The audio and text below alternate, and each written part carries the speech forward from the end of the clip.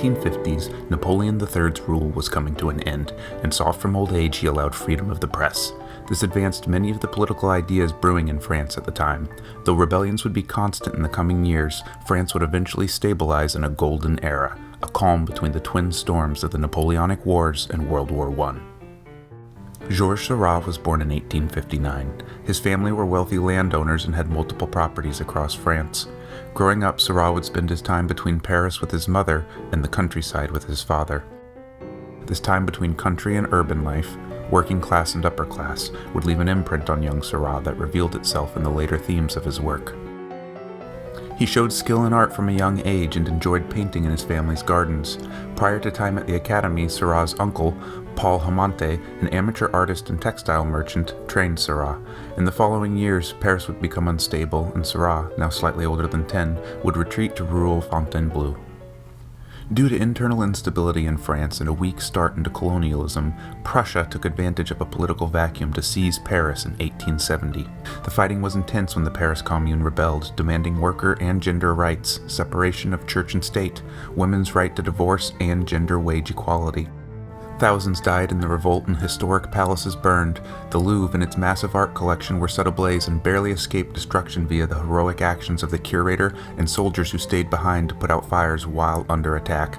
Composer Bizet, of whose composition you're listening to now, fought in the siege of Paris. Afterwards, many French rebels were rounded up and imprisoned or executed.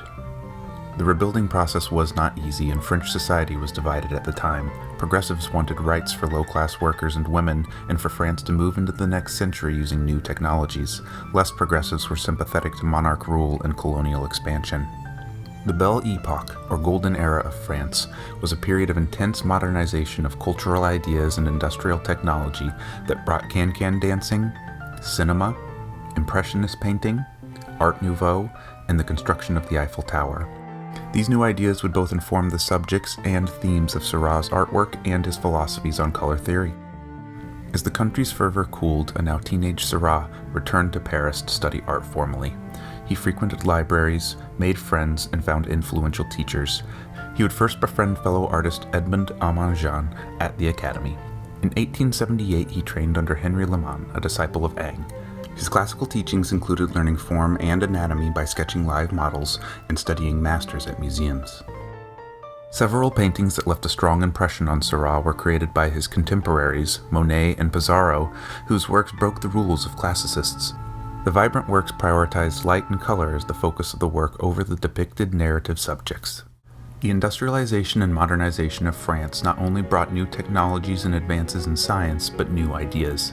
Specific advancements in optics, photography, and color printing would inform Seurat's understanding of color theory.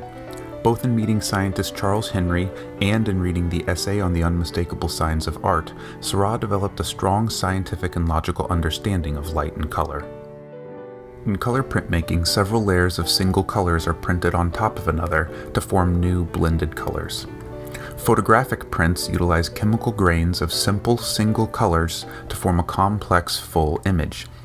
Much as a musical chord can be divided into its individual notes, so too can complex colors.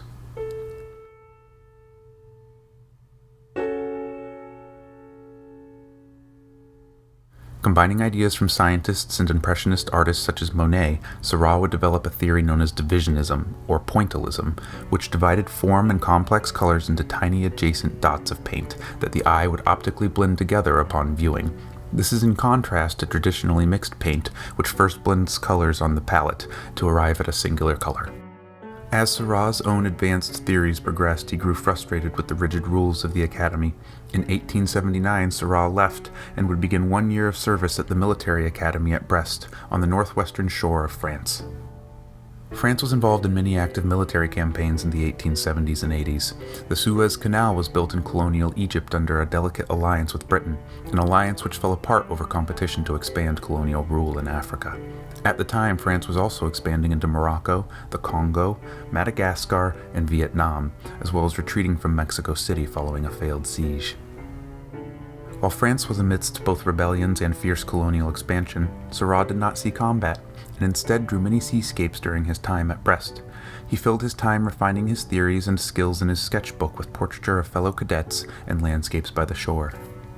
Returning to Paris after his service, Seurat would rejoin Aman-Jean as his roommate and form a lifelong bond.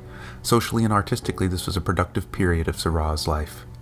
The Salon was a regular exhibition hosted by the Royal Academy and part of the Louvre. While the Louvre permanently displayed older masterworks such as Raphael, the Salon specifically showcased contemporary artists, even if it favored artists with a traditional classical style. Seurat's first work accepted into the Salon was a portrait of Aman-Jean, and though Seurat would later rebel against the very traditions of the Salon, it was an important moment in his career. Long after Seurat's death, Aman-Jean would continue to be a great promoter of Seurat's work and philosophies. Aman-Jean was not only an artist, but an avid collector and curator of exhibitions, which helped spread Seurat's ideas. The modernization of the Golden Era brought nightlife dancing, leisure in parks, and new architectural marvels. Though these would feature as subjects themselves in Seurat's work, his radically distinct concepts on color were what set him apart from other artists, even his impressionist peers of the times. In the following years, Seurat's work would be rejected from the Salon, while artists such as Renoir and Degas were formally accepted. This led to Napoleon III lending his support to the Salon de Refusis, or those rejected from the Salon exhibition, and shortly after, the Salon de Independence, an exhibition situated directly in front of the Salon. Cézanne, Gauguin, Lautrec, Van Gogh, as well as Seurat, would all show work in the Salon des Independence in defiance against the outdated traditions of the Academy and Salon. Seurat's most famous works, the diptych, A Sunday Afternoon on the Island of La Grande Jatte, and The Bathers of Asnieres, highlights both the technical skill and unique color theory he is acclaimed for, as well as the nuanced social commentary on class struggle during industrialization. Sunday Afternoon showcases upper-class people relaxing in a park on one side of a river, whereas The Bathers presents lower-class workers bathing on the other side of the river, both painted in a post-impressionistic style that embraces a scientific approach to image making. It would not be until 1886 that terms such as neo-impressionism or post-impressionism would be applied to Seurat's work by art critics and writers. Near the end of Seurat's life, an artist's model caught his eye, and though never married and in a secret relationship, Seurat would have a child with Madeleine Knobloch in 1890. Sadly, following an unknown acute illness, Seurat would pass away at the age of 31 along with his infant son in 1891. Seurat's exact cause of death is not known, though it is suspected to be pneumonia or meningitis. Innovative, ingenious, and imaginative, Georges Seurat's legacy and contribution to art and color theory continue to inspire artists to this day.